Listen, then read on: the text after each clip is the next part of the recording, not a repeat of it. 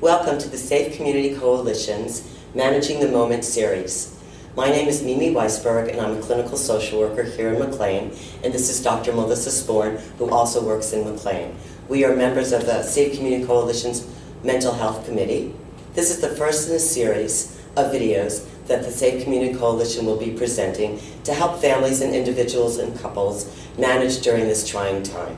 Today we're going to be talking with Dr. Melissa Sporn about de-escalating conflict. Good morning. Good morning. So to start off with, why don't we talk a little bit about why it's important for us to talk about de-escalating conflict? So I think it's always important to talk about de-escalating conflict, but right now I think it's particularly important because we're spending so much time at home together. And I say whenever two people are cohabitating or engaging in any activity together, there's the potential for conflict. And because we're spending so much time together, we're not able to go out and do the things that we would typically be doing, where more conflict is probably going to arise. Learning how to have healthy conflict, learning how to conflict in a constructive, productive way is really going to help us. Right, so our goal isn't to try to avoid conflict all the time, because then we're stuffing things down and we're not sharing our feelings. Yeah, we've all seen the image of sort of things brushing under the rug and the rug having this big bump that everybody's tripping over. Right. No, I actually think conflict is a good thing. And I, encourage people to not avoid conflict because I think conflict can be productive. Conflict leads to compromise. Conflict leads to understanding. Conflict leads to intimacy. So I really encourage people to, we don't want unhealthy conflict, and that's where de-escalation comes in, but to have healthy conflict is a good thing. So what are some of the things that get in our way about conflict? So I tend to look at what I call conversation fouls, or things that escalate conflict, like shaming or blaming, purposely bringing up things that I know are sensitive issues for the other person, that I'm zoning in on your insecurities or your vulnerabilities, stonewalling if I'm sort of walking away or giving you the silent treatment, and bringing up past mistakes, bringing up old hurts, or unresolved conflict from the past. Oftentimes those comments, you always or you never. As generalizations. Yes, can really kind of put the other person on the defensive. Not being able to stay in the present with what you're working with and talking about. Recently I added to my list hashing things out via text. So sending those 3-page diatribe text messages where you're trying to make a point to somebody, where you really should be having that conversation in person. Which is hard to do. It's hard to do right now, given the pandemic. Absolutely. Statements like, I'm done, I'm leaving, this never works. So again, those kind of declarative, definitive statements. Anything that feels like an ultimatum.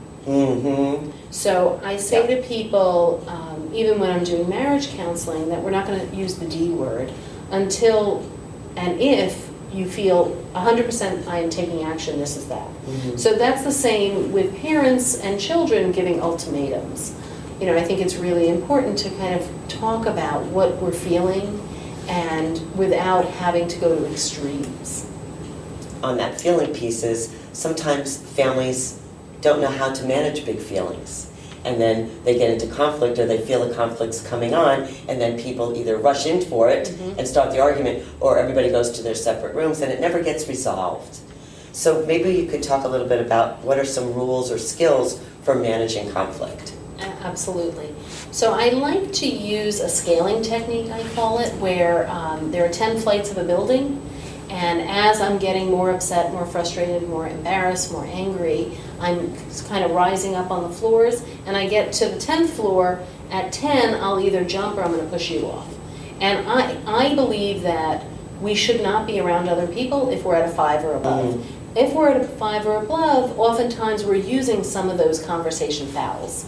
Those are good indicators. If I'm screaming, if I'm calling you names, if I'm using sarcasm, oftentimes I'm at a 5 or above, and nothing productive, nothing constructive is going to happen when I'm above a 5. So I need to take a break, take a time out, let you know that I'm heated, I'm upset, anything I say or do I may regret. So I'm going to take 5 minutes, 10 minutes to calm down, and we can come back and talk about this when I'm feeling better. So a timeout is a piece of the de-escalation skills. Yes. What else? Another skill is to use a conversation technique that looks like this. I'm going to say, when you did X, it made me feel Y.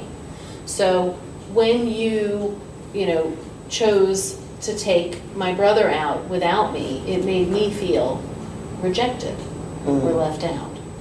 We want to empathize with feelings. So if I'm using I statements, I feel, I think, and also reaching for feelings in others. I notice that you're tensing up, or I notice that you seem angry, or you seem sad or upset. So rather than just focusing on the content of the conversation and what the other person's saying, we want you to listen, and I'll teach you a listening technique to assist with that. But I also want you to pull for feelings, to identify feelings and articulate what you might. And the other person can correct you. No, I'm not sad, I'm angry. That's okay. Another recommendation would be to be non-judgmental. To approach the other person, I say, like an anthropologist. So I'm going to ask a lot of questions, I'm going to inquire, I'm curious, but I'm not judging the other person's actions or behaviors or the way they feel. I am just kind of open to understanding them better. And if I'm approaching this conflict as an opportunity for me to understand the other better, then I'm less on the defensive. I'm probably going to speak in a way, in a tone, and my approach is going to be that which allows them to be less defensive. So it's interesting, as I'm listening to you, I'm thinking, there's a lot of work for me to do before I get, pay attention to me. Absolutely. As the speaker. That's where the work has to start. Yeah, I think being thoughtful and what is my intention is really good. I think starting off with sort of where do I want to go with this and what do I want to achieve is going to help me with the outcome. So yeah, I think setting an intention of what is the goal. And I think coming from a place of, if it's my family, love and respect, and if it's coworkers or friends, respect and understanding is really important. If I'm approaching this as, even though I may be angry at this person for doing something to me that was hurtful or harmful, what I really want to be able to convey is, I want to resolve this conflict. I want us to come to a place of understanding. I want to create a compromise. Because everybody wants to be listened to, understood, and heard. Yeah, and what's important there is a model of listening where it's active listening, where I'm going to repeat what you say. I might say, what I heard you say is, and did I get that right? Was that what you were trying to tell me? So check-in. Exactly. Anything else you'd like to add? I think, I'll end with saying that I don't think we can avoid conflict. I think those of us who attempt to do so tend to bottle it up, and that can lead to kind of extreme reactions. I think that conflict, again, is a productive thing, and I want to encourage people to not be fearful of it, but rather to approach it with some strategies, and hopefully you've learned some strategies that can help you manage conflict in the future.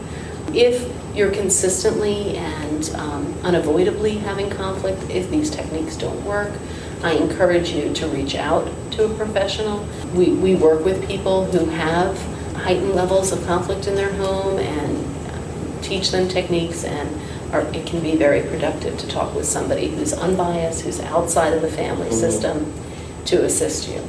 So, thank you, Melissa. This has been really helpful. Thank you so much.